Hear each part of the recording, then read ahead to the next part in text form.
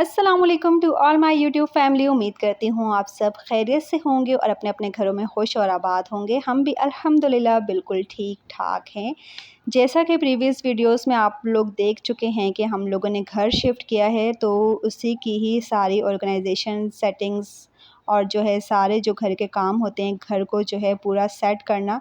तो अल्हम्दुलिल्लाह अब हम जो है वो सेटल्ड हो चुके हैं अपने नए घर में और आज है फ्राइडे। तो तमाम कामों से फ्री होने के बाद मैंने सोचा चलें क्यों ना आज जिंजर गार्लिक पेस्ट जो कि बहुत दिनों से पेंडिंग है उसे आज बना लिया जाए और काम को ख़त्म किया जाए। जो कि काम तो कभी ख़त्म होते नहीं हैं, बट इनको साथ साथ जो है करते रहना भी पड़ता है।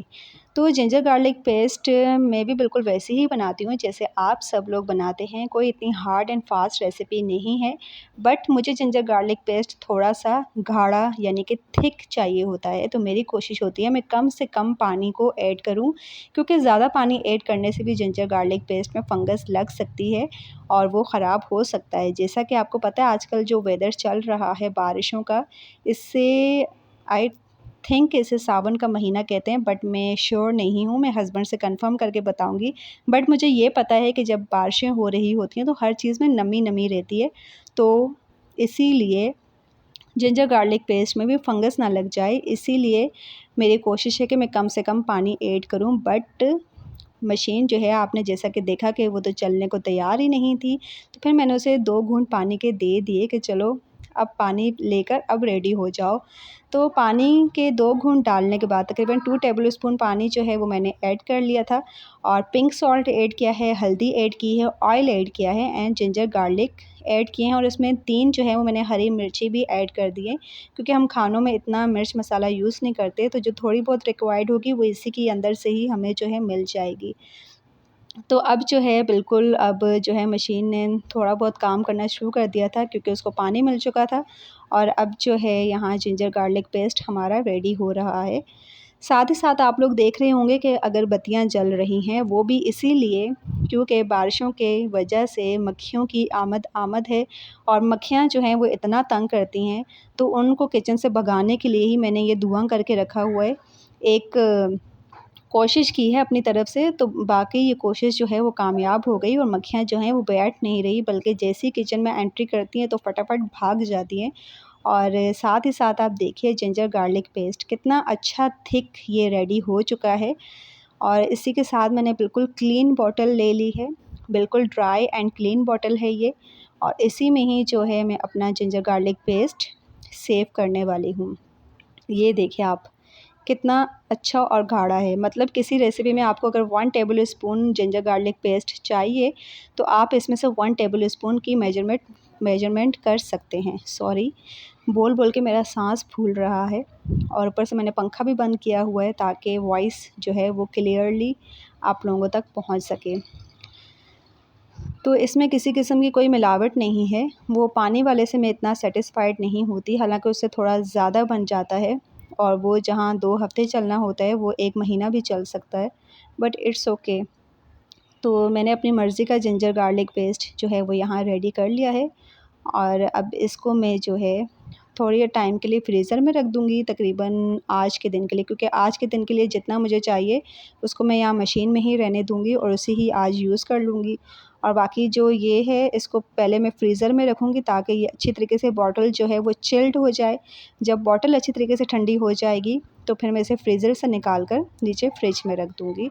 तो ये देखिए मैं थोड़ा सा इसी में ही रहने दूँगी, जितना मुझे आज चाहिए उसको मैं जो है ताकि यहाँ से यूज़ कर लूँ।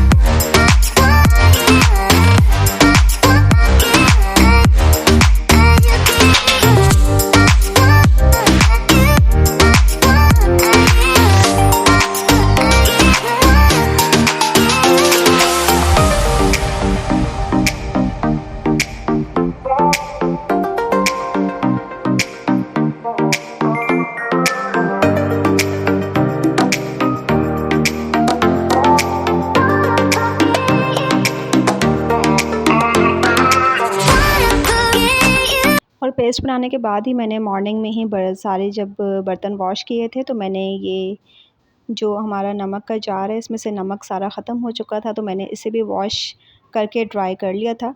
तो अभी मैंने सोचा क्यों ना साथ ही साथ इसको भी फिल करके इसकी जगह पर रख दिया जाए। और साथ ही साथ जो है मैं अपना जिंजर गार्लिक पेस्ट भी अभी जो है कुछ टाइम तक के लिए फ्रीज़र में रखूँगी, ताकि अच्छे तरीके से ये ठंडा हो जाए एंड देन मैं इसे नीचे फ्रिज में ट्रांसफ़र कर दूँगी।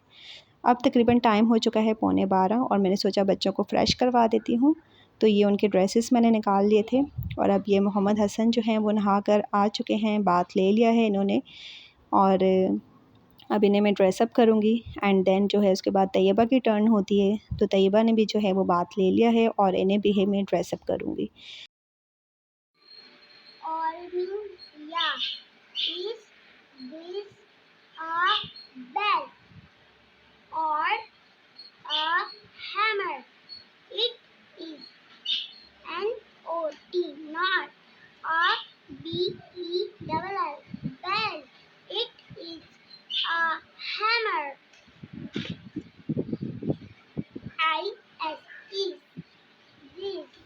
और यहाँ बच्चों को फ़्रेश करने के बाद जो है मैंने उन्हें थोड़ा पढ़ाने के लिए बिठा दिया था, रेगुलर बेसिस पर ही जितना भी हो सकता है, बहुत ज़्यादा तो नहीं क्योंकि समर वेकेशंस हैं तो वो भी एंजॉय कर लें। लेकिन क्योंकि शाम को मेरे पास ट्यूशन में पढ़ाती हूँ तो बच्चे आ जाते हैं, तो उस टाइम तो मेरे बच्चे मेरे कंट्रोल में नहीं रहते, तो मैं इन्हें इसी टाइम पर तकरीबन जो है 12 बजे के बाद ही इन्हें जो है लेकर बैठती हूँ। वैसे जो है जब बात ही लोग जल्दी ले लेते हैं तो मेरी कोशिश होती है मैंने जो है 11:30 के बाद से पढ़ाना शुरू कर दूं, बट आज मैं थोड़ी लेट हूँ क्योंकि मैंने कुछ एक्स्ट्रा काम कर लिए थे, पेस्ट वगैरह बना लिया था। तो इसीलिए जो है अब ये बात लेकर अब जितना मुझसे हो सकता है मैंने करवा दूँगी। मोहम्मद हसन भी अभी तक स्कूल नहीं जाते, बट उन्होंने ट्रेसिंग एंड कलरिंग और मैचिंग ये सारी चीज़ें जो हैं घर पर ही सीख ली हैं और वो इसी तरह सीखी हैं कि मैं रोज़ उन्हें जो है थोड़ा बहुत टाइम देती हूँ और जितना वो कर सकते हैं खुशी से। अब जैसे कि आज उन्होंने सिर्फ़ इंग्लिश का ही काम किया है और वो भी कैट में कलर करते हुए कह रहे थे कि मेरे हाथ थक गए हैं। इनका मूड जो है ना वो सेट नहीं होता पढ़ाई के लिए। तो जितना भी मुझसे हो सकता है मैं इन्हें जो है घर पर ही तैयारी करवा रही होती हूँ। तैयबा का भी क्योंकि समर वेकेशंस हैं तो मैं एक्स्ट्रा करिकुलम एक्टिविटीज़ जो है वो इसे करवा रही हूँ। मैंने अभी जो है स्कूल के सिलेबस को मैं बिल्कुल फ़ॉलो नहीं कर रही क्योंकि वो तो फिर पूरा साल पढ़ना ही है बच्चों ने। तो ये मैंने एक एक्स्ट्रा बुक इसके लिए ले रखी है जिसमें कि ये सारे ग्रामर्स होते हैं। हर दिन इसकी एक नई वर्कशीट होती है, जैसे कि बट ये कर चुकी थी लास्ट डे और आज इसका जो टॉपिक था वो और था। और इसी के साथ ही वेदर देखिए, आज थोड़ा सनी तो है बट विंडी है, हवा बहुत अच्छी और तेज़ चल रही थी। तो मैं यहाँ बच्चों के लिए मिल्क शेक रेडी कर रही हूँ। अब नाश्ता किए हुए काफ़ी टाइम हो चुका था और बच्चों को भूख लग रही थी। तकरीबन आज इन्होंने 8 बजे तक या 8:30 बजे तक नाश्ता किया था। तो मैं अब यहाँ मैंगो शेक रेडी कर रही हूँ। वही सिंपली जैसे सब बनाते हैं वैसे ही रेडी किया है मैंने बच्चों के लिए, ताकि थोड़ा-सा उनका पेट भर जाए और फिर नमाज़ वग़ैरह के बाद हम लंच करेंगे।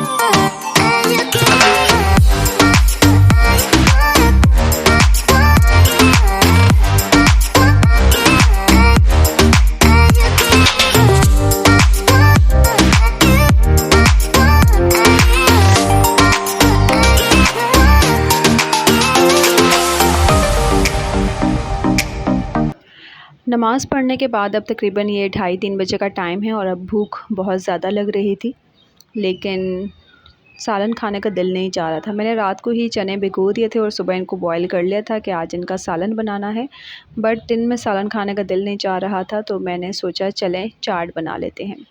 तो ये चॉपर में सिंपली मैंने प्याज को जो है वो चॉप कर लिया था, दैन टमाटर को चॉप कर लिया था और सिर्फ हमारे पास बॉइल्ड पोटैटो थे और इसके अलावा हरी मिर्च, दही और नमक। बस इन्हीं चीज़ों को मिक्स एंड मैच करके और हमने चाट का नाम देकर खा लिया था, क्योंकि हमारे पास चाट मसाला नहीं था जो कि मेन इंग्रेडिएंट है, और इसके अलावा हमारे पास ना कोई इमली थी और ना ही कोई हरी चटनी जो कि हम इसमें ऐड करते।